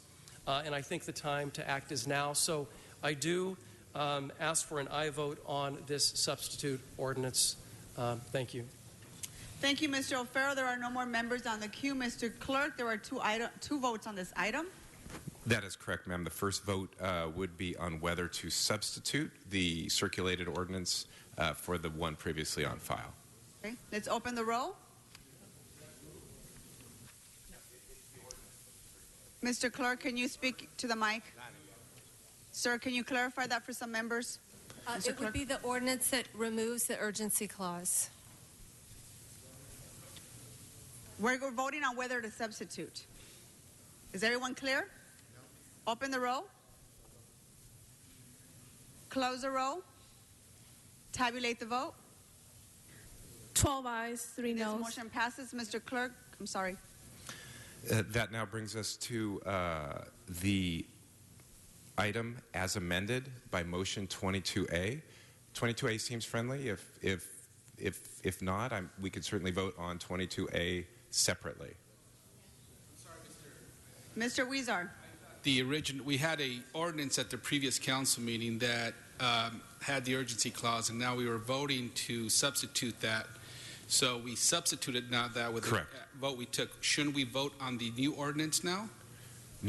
You just substituted the new that ordinance one for substitution. the previous. Okay, so I would have, if you could place me as a no, please, on that vote, please. So on Or the we would have to substitute, reconsider Mr. the vote. Mr. Weezer, on the substitute motion, you want to be a no? Yeah.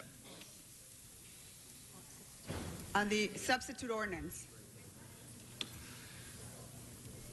If I could maybe help clarify, the only vote that occurred so far is to substitute the ordinance that was on file for this ordinance, or the other way around. Substitute this ordinance for the ordinance that's on file. Council has not voted on this ordinance yet. It's Okay, just that's before what them. I was asking. And then the answer was yes, but we haven't voted on the new. But now, as the clerk was stating right now, we were just going to vote on the amendment, so I thought we were done. So we are now voting on the ordinance itself? That's the next action? Consider the previous action and start over. It's my sense that we're supposed to have voted on a substitute motion first. It's not my sense that we did that. So I'd ask for reconsideration. Let's start again here, because I'm not sure what it is that we're doing now. So, Reconsider the I move for reconsideration. Motion 22A is only an amending motion to require a report back.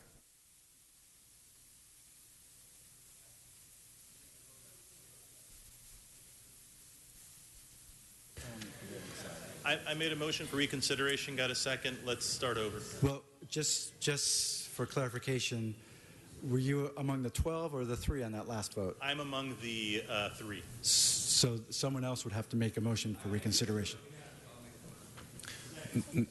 Mr. Gregorian, did you make the motion? Yeah, I move for reconsideration of the previous vote, please. Is there a second? Mr. Weston seconded.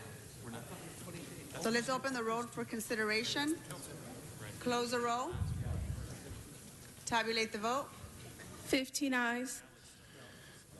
Now, Mr. Clerk. Madam President, this next vote would now be on whether to substitute the new ordinance, Ordinance 22 that has been circulated, for the previous ordinance on file. So it is not a vote on the substance of the ordinance. This is merely a vote on the motion to substitute one ordinance for the new ordinance. And correct? for clarification, the new ordinance deletes the urgency clause. That's the only change between the old ordinance and the new ordinance. But we're going to have to take a second vote on the actual ordinance, the substance of the vote afterwards, correct? Yes. Then when do we take the vote on Mr. Rue's It was a friendly motion? That would be before voting on the actual ordinance itself. Hold on. So essentially, after this vote, we'd vote on 22A, and then You're on the matter. 22A? Okay. So right now we remove the urgency, right? And then subsequent to that, we get the next vote then is Mr. Roos. Yes, sir. Perfect. Okay. We don't even get there, Jose. We don't even get there. We do. If his passes, then they're mooted out. Correct? No, that is not what's happening. Can we just get some clarification, Mr. Clerk? Can you restate what we are voting on now?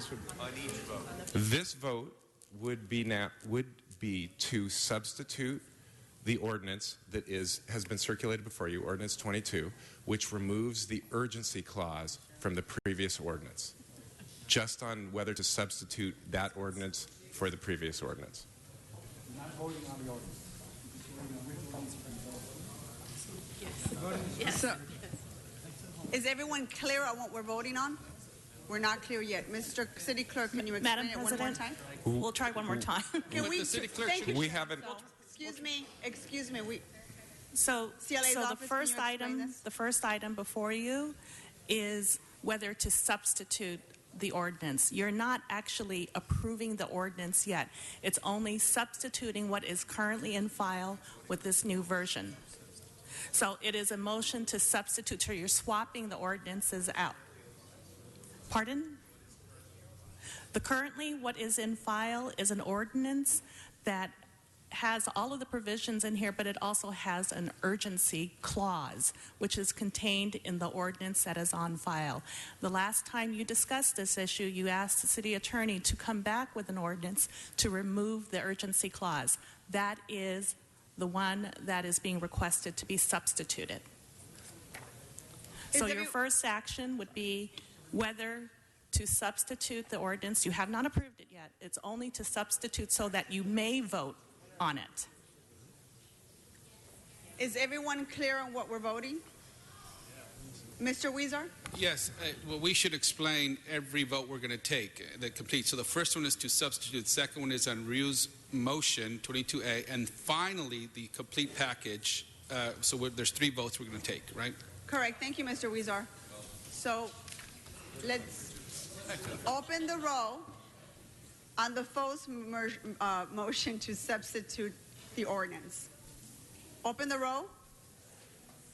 Close the roll. Tabulate the vote. 14 ayes, 1 no. That motion passes. Mr. Clerk, second motion. Now before you is motion 22A. Let's open the roll. Close the roll. Tabulate the vote. 15 ayes. Thank you. Now we have the ordinance before us As amended. as amended. Let's open the roll, close the roll, tabulate the vote. 12 ayes, 3 noes. Thank you. Thank you, And Madam President, that will go over 1 week to August 5 for a second read. Thank you very much, staff. Thank you, Mrs. Forrest. Right? No. Okay, Mr. Clerk, what's before us? Madam President, Council has motions for posting and referral. Posted and referred.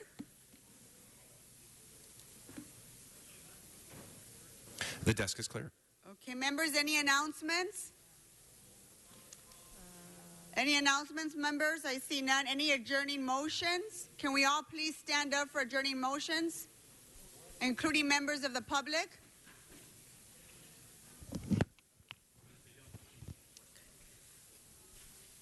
Any adjourning motions? I see Mr. Buscaino. Thank you, Madam President. Colleagues, I ask that we rise and adjourn in memory of Salvatore Tersoli, who passed on July 15th at his home. He was born in San Pedro on April 15, 1975, attended San Pedro High School before becoming a captain of a commercial fishing vessel in San Pedro. He's survived by his children, Nicole, Denise, Cheyenne, Savannah, Sal, grandchildren, Alex and Nevea, his grandparents, Sebastian and Nicolina, brothers Joe, Vince, Vito, and sister Tony. The viewing will be held on this Friday at Green Hills Memorial Chapel, 5 to 9 p.m. Funeral Mass will be offered at Mary Star of the Sea Church this Saturday at 10:30. May Salvatore Tersoli rest in peace. Thank you. Any other adjourning motions on my left? Adjourning motions on my right? Seeing none, our meeting is adjourned. Have a good afternoon.